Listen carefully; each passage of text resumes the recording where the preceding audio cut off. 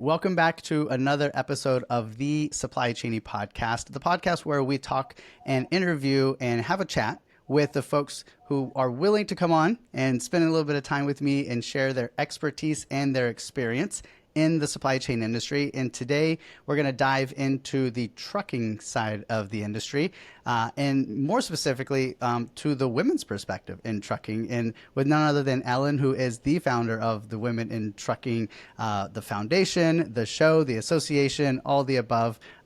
Also finds herself on the radio and being just the voice, I think, of women in trucking. And we had the great fortune to be able to meet a few weeks ago when Whit was in town here in DFW, and got a copy of the book from Ellen at the time there. And so just real pleasure to have you on. And I want to learn everything we can in 35 minutes about women in trucking, and go. Well, thank you, Nathan, for having me on. I appreciate it.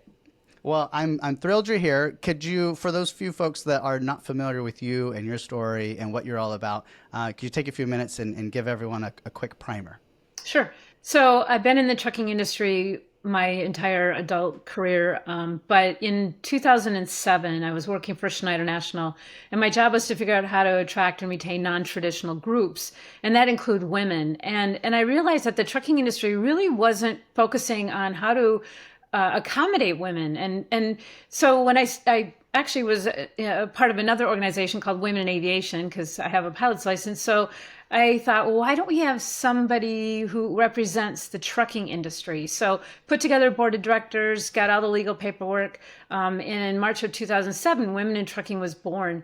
And I have to tell you, the mission we set up was to encourage the employment of women in the industry, to address obstacles, and then to celebrate success. Mm-hmm. And that mission has held up ever since the beginning. And I'm so proud of the growth of the organization. If you had told me in 2007 that there would be over 8,000 members in 10 countries and that a conference would bring in, 1,800 people, I probably wouldn't have believed it. But I'm just really happy with the direction that the organization has gone. And we represent all women in the industry, whether you're a driver, whether you're CEO, tech, whatever. And what I'm really proud of is that 15% of our members are men, and they join because they support the mission. They want to see more women working in the industry. So I'm very proud of that. What I find really inspiring is that you borrowed kind of a concept from the Women in Aviation. And, a lot of what we do, I think, in supply chain and logistics and trucking, it's not necessarily like we're not reinventing the wheel. We're not known to be the most innovative industries out there. So I think it's really cool when we can take what maybe we see other industries doing and replicate it, and obviously apply it into this different sort of environment that we're in. But kudos to you for seeing that opportunity and jumping out and making something happen. And the ability to keep it enduring year in and year out and growing. Can we go back in your timeline and kind of go open up, the family photo albums, if you will, and learn a little bit about Ellen, when in your younger years, where you grew up and what your upbringing was like? So I grew up in the 70s, and in the 70s, girls really didn't have as many opportunities as boys did. Although Title IX was passed in 1972, which really has impacted my life in a positive way because I was in sports. And so anytime the boys got new basketball uniforms, the girls got new basketball uniforms. And if the boys had gym time, then the girls got gym time because our coach was very adamant about that. So I wanted to take shop class. And I have one sister and three brothers. And I said, I'd rather learn how to weld and woodwork and do things like that than to take home economics. Uh-huh. And so they had to let me. And that opened a door for me to work at a steel fabricating plant as a drafter. So I was actually designing material handling equipment, which means racks, pallets, things like that, anything made of steel. Uh-huh. So we did a lot for the trucking industry as well. Mack Trucks, I know, is one of them in Hagerstown, Maryland. We filled their warehouses with racks. And Kellogg's, I remember a huge one for Kellogg's food up in Paw Paw, Michigan. So really it was about designing racks, which is pretty boring. Uh-huh. I mean, how many different ways can you make a pallet, right? Mm-hmm. So, and anyone who's reading the book will find out that I had a tragedy. When I was 19, my mom was diagnosed with Lou Gehrig's disease.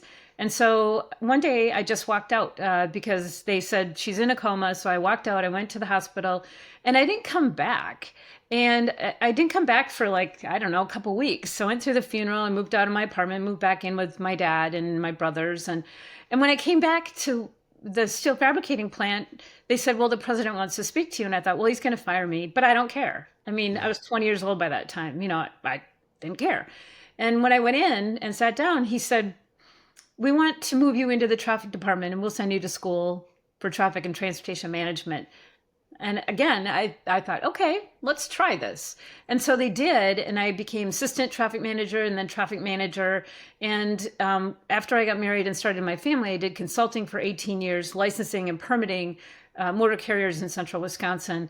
And reading tariffs and being able to audit freight bills and do things like that, not many people can do anymore. So it was, I could do fuel taxes and driver qualification files, and it was a good base for the trucking industry. And then during that time, I also got my bachelor's and my master's. And my master's is communication, and my thesis is called The Complex Identities of Women Married to Professional Drivers. And so I've always been, involved in the trucking industry. And that's led to me doing some, writing and things like that. But once I graduated, I was on the board of Trucker Buddy International. And about that time, Gary King, the founder, was having health issues. And so I applied for the executive director position. And in 2000, I got it. And so I ran the Trucker Buddy program until 2006. And that's when Schneider recruited me. And I mean, recruited me. They said, we want you to come. We want you to help us understand, again, how to attract and retain not just female drivers, but how to be a more family-oriented organization. My title was manager of retention and recruiting programs. Well, who had retention programs back in 2007? Nobody. So Schneider, I felt, was very forward-thinking, and I took the job, and that's when the light bulb went off, was in 2007, and I thought, we need a voice for women in the industry, and that's when I started Women in Trucking. And at that point, you were already had a pilot's license and were flying because you, between all of what you were doing, raising a family and doing all this work, how did you have time to go, put in the time to get a license? Like, walk us through that. Well, it was interesting because when I lived in central Wisconsin, I started working on my pilot's license, and I did a year, and I probably was close to passing my FAA check ride, but that's when I got the job at Schneider, and I moved to Green Bay. And so that set me back because then it was an hour drive, and days were short in the winter. And so it set me back. And oddly enough, in 2008, it was when I actually passed my FAA check ride in October. Then I went to truck driving school that December to get my CDL. And that was the year I turned 50. So for all you math people, now you know how old I am. But so I got my my CDL, my pilot's license, and I thought, well, what the heck? I might as well go get a motorcycle license. So I did that. and oddly enough, some friends of mine were going skydiving that spring. And they said, do you want to go skydiving? I'm like, yeah, let's do it. And my daughter was like, are you dying? What are you doing, Mom? And I said, no, it just happened that it all, happened the year I turned 50, and Wow. a lot of changes in my life, positive. Yeah.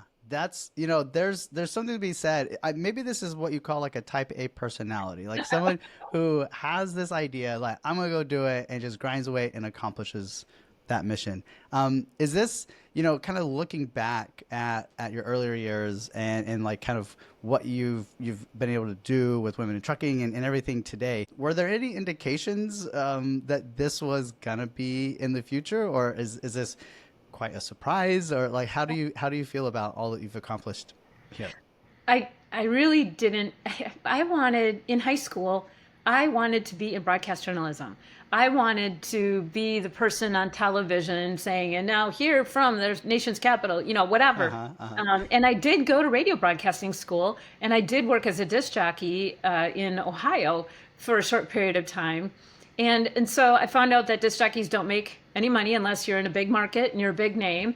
I was doing some sales along with that, and I didn't like that. So the radio broadcasting career kind of went by the wayside But oddly enough, about almost 10 years ago, after starting Women in Trucking, I was on all these different shows, radio shows and interviews, and I was on SiriusXM, the Road Dog Trucking channel, as a guest on a number of different shows.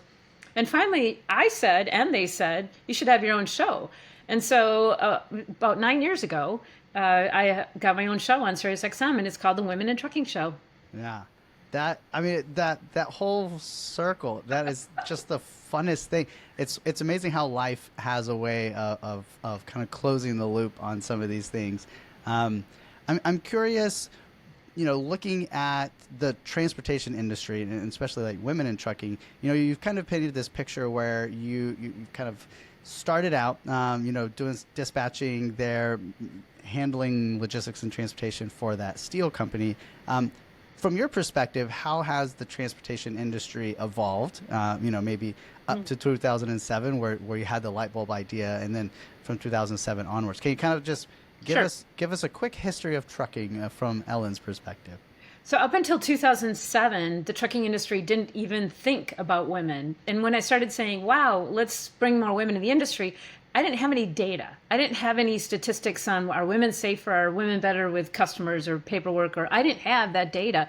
So I tried to extrapolate from car drivers or, try to find that. And everywhere I go, I'd raise my hand and go, do you have that broken down by gender? And they're like, no. So before 2007, they really didn't think about women wanting to be in the industry as diesel techs or as drivers or as CEOs. And it was on trucks. You'd see Smith and Sons Trucking, So after 2007, when I kept saying, well, we need to bring more women in, and then we started getting data. And when the American Transportation Research Institute came out with their crash causation study, at the time, they found that male commercial drivers were 20% more likely to be involved in a crash than a female commercial driver. It's not my data, that's theirs. Then I could start finally saying, this is what women bring to the industry. Who do you want in the cab of a truck with 80,000 pounds behind them? Someone who's more risk averse? Who do you want in the boardroom if you're doing mergers and acquisitions? Someone who thinks differently and collaborates more and is more team oriented. Who do you want fixing your engines? Women have smaller hands and can actually fit, in a diesel engine in a different way than a lot of men can. So there are different things that women bring to the industry. And that was the turning point. So in 2007, I kept getting more data and more anecdotal evidence and more membership feedback, asking drivers like, what do you need from your carriers? And then I go to the carriers and say, this is what they need, and this is what they expect from you. And so that's when things started turning and people started looking at women in the industry different and saying, wow, they are different, that they will leave for different reasons. They come into the industry for different reasons. So how can we attract more women? Wow. It's, we talk a lot about in business and in the industry that a lot of things are data-driven decisions, and that those numbers and the statistics are important. And even though you may have the best story to tell, anecdotally and whatnot, so much of it comes back to numbers. What other interesting statistics and numbers kind of do you have that, might kind of impress or surprise some folks?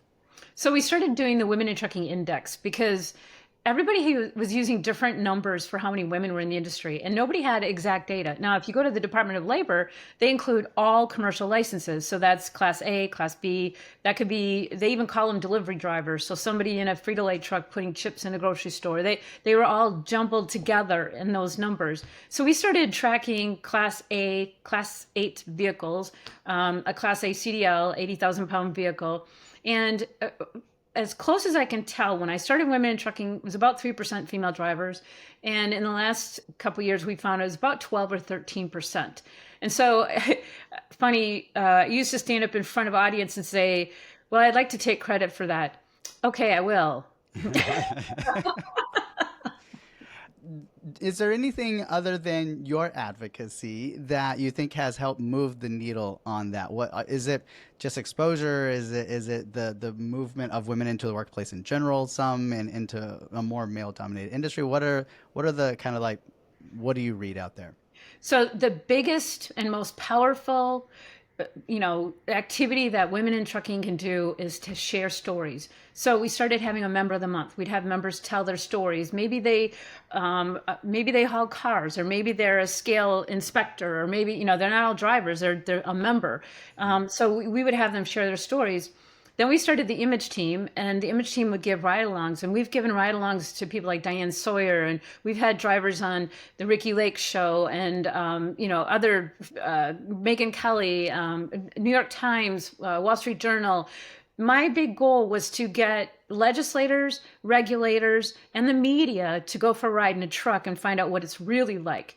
And the first one we did was with the National Transportation Safety Board chairwoman, Deborah Hersman. And she actually rode with 5 different drivers from Washington, D.C. to Louisville for the Mid-America Trucking Show.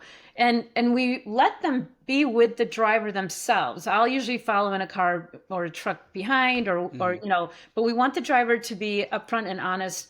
And we'll tell them, the reflection, the opinion of the driver may not reflect their carrier or women in trucking, but they're being honest. Yeah. And I feel that has been the most powerful way to change the industry. I mean, to have Senator Johnson, up for re-election and have him ride in a truck, and we have jobs, we have jobs for women. And guess what? Women behind the wheel make the same amount of money as men behind the wheel. So, we can talk about what great blue collar jobs we have, skilled jobs, but this industry is very welcoming for women. It's not an easy industry, though, given, how the freight markets cycle up and down, and there's freight recession and not freight recession. And it kind of like, does that impact women differently than men? Just the volatility that's out there. I'm curious if you have any insights on that. Well, a couple dramatic activities have occurred. One was COVID. So when COVID happened, female participation dropped, and that's because the men stayed out on the road and a lot of women went home. And I'm very much generalizing here, but a lot of women went home to and that to take care of someone. That also happened during the recession, where if they weren't getting enough miles, then the wife often would go home and get a different job so that they could keep the income coming if the husband wasn't getting as many miles. Again, I'm generalizing, because there's a lot of solo females out there. But so women's participation has dropped both during the recession and then COVID.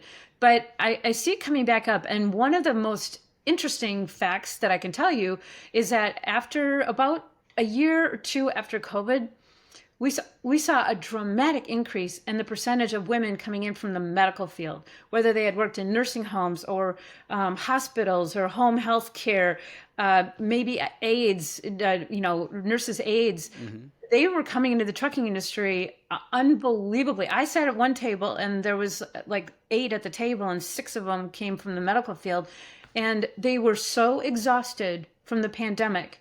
And I like to say, well, they were tired of people coughing on them, and they just wanted to get in a truck, be alone, and just drive. So the pandemic really did drive a lot more women into the industry who were escaping the medical field. I'm curious, as we're talking about this, we often think of ourselves here in the U.S., and I'm gearing up for some overseas travel and interviews with trucking companies and stuff. And I'm curious, how does this, the women in trucking movement compare here in the U.S. or North America with other countries or regions in the world, like take Europe, for example? Well, first of all, I'm going to start out with in Mexico, very few female drivers. Canada, much fewer. They're about 3% still, maybe 4%. But in Europe, I've spoken at truck shows all over the world, in Vietnam and Sweden. It's not such a welcoming environment for women in a lot of areas. Mm-hmm. And I think in Europe, they just don't push women doing the job, which is odd because they're home so much more. The trucks are so much smaller, although there's a lot more traffic. Australia, not as many women because of the going west, and also the trucks are trains. They're huge. Uh-huh. So it's very intensive, labor intensive, but a lot more women are getting into the industry in Australia and New Zealand. And what I like now, New Zealand is 2 islands. I mean, so they're very small and they're home a lot, and the trucks are much smaller, but the roads are much more narrow, and the traffic is, I mean, you might have sheep. You have to sit there and wait for sheep to go across the mountain. So they're very much though pushing to get more women. Now in Africa, we have a lot of members in Africa. We have one member who started her own fuel delivery company because the men kept selling, watering down the fuel, and they deliver it, and because they were making money. Where the women, when they put all women at this, fuel delivery place, they didn't have that kind of, you know, Yeah. swimming going on anymore. So, not to say that all men would have put fuel in the gas, Right. mixing it because I went by bulk, but different countries. And recently, I worked with the government of Ukraine. And all the young men are going off to war, and they're trying to get more young women to consider a career as a driver. And I explained to them the one thing that women need is safety. If you can't provide a safe environment, then you need to reconsider, what you're offering these women. So, and I can tell you in Pakistan, there's, I think, one female driver that we know of. So different cultures have different ways of viewing women in the industry. And I think we're the most progressive in the United States. That was the next question I was going to ask. Is the U.S. kind of leading that? Then, Yeah. wow. I thank you for all that. That's such an interesting story there. Yeah, that's really cool. And when we think about women in trucking, you said in 10 countries. So undoubtedly, some of those countries that you just mentioned are places where there are chapters or members or whatnot of women in trucking too. Yes, absolutely. Really, really awesome. Speaking of like associations and women, there's a question that I have on my mind because I'm very passionate about people and connecting people and bringing people together in this association or conference type environment. And I'm interested in kind of your perspective since starting things in 2007, was it in the first year that it was like, hey, we're going to have a conference, or like, did it take some time to get to that point? And then, kind of how have you been working on building the association component, and is there a playbook for this that you can share with me? How does one go about creating this conference and association type of atmosphere around a movement? So we really wanted to have some kind of conference, and we really struggled with how do you pay for that? How do you guarantee that you have enough people to make it worthwhile? And I will tell you that association management firm Mindshare, which works with women in trucking now, came to me and said, have you ever thought about doing a conference? And I said, well, what do you charge? And they told me, I said, well, that's almost a fourth of my budget. But I said, why don't you put your money where your mouth is, and we split the proceeds down the middle? And so we've been doing that ever since, which means they watch every penny. The first year of the conference, we had 300 people. I used my personal frequent flyer miles to fly in speakers. I twisted their arms. We didn't pay a single speaker, and they'd all get up there and go, "Oh, I met Ellen on an airplane," and she, we had Jennifer Jo Cobb. She's a race car driver. We had Debbie Gardner, Survive Institute. We had the dating doctor talking about relationships, David Coleman, and none of them were paid. They all came because I twisted their arm, but they all walked away saying, this was a different conference, and you've been there, so you know that there seems to be an energy.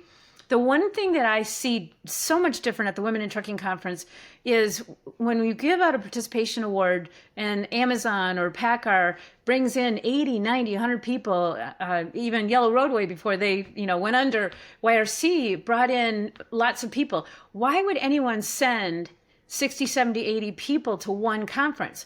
Well, obviously, they feel that it's not only a good networking experience, but it's a good learning and educational experience. Because normally when you go to a American Trucking Association or truckload carriers, there's one or two top executives from a carrier there representing the company, maybe their safety person, but not at the Women in Trucking Conference. When you have 60 or 70 or 80 people from one company attending a conference, that tells me that they're seeing the value, the educational value, as well as, of course, the networking value, and of course, having fun. Yeah. I was there on Monday on the Wear Red Day, and I thought that, the idea that you can get folks, because you've got to sell and you've got to have folks that support the mission. And so I think 99% of everyone there was wearing red on Monday. The other people just didn't get the memo, I guess. And so that was really, really cool. And so you've got to have like buy-in and there's got to be, like I said, support from kind of just like the folks' souls, for Right. this. And I'm kind of curious over the years, how has that, are we at a peak in support for associations and conferences right now? I know that when COVID happened, everyone had to go virtual, and I think we've had some building years since then of trying to get back to pre-COVID, I guess, conferences and Right. conventions. I don't know what's your outtake, your outlook for this year, for next year, for the event series. So my last year of as CEO of Women in Trucking, we had 1,800 people at our conference, and that was a record setter. And in fact, I would say that it's probably one of the largest trucking conferences in the industry. I'm not sure how many exceed 1,800 people, but it's got to be close. Hmm. I know that this past year it was down. I think not only is our companies really tightening their belts, but I think you're going to see a change. And I honestly think it's going to go down more. And the reason I say that is because us older boomers love networking. We love having dinner with people. We love rubbing elbows and having a cocktail at a party. I don't get that feeling from the younger generations, that I don't think they see the value in attending a conference. They want it online. They want quick, they're not going to take 3 days out and 2 days of travel to spend at an event where maybe they can get that information in another way. So I really am concerned that conferences are going to be affected by the way people approach learning in this industry. I can feel that, and I think it's really. I applaud you for calling that out, and I think I can agree.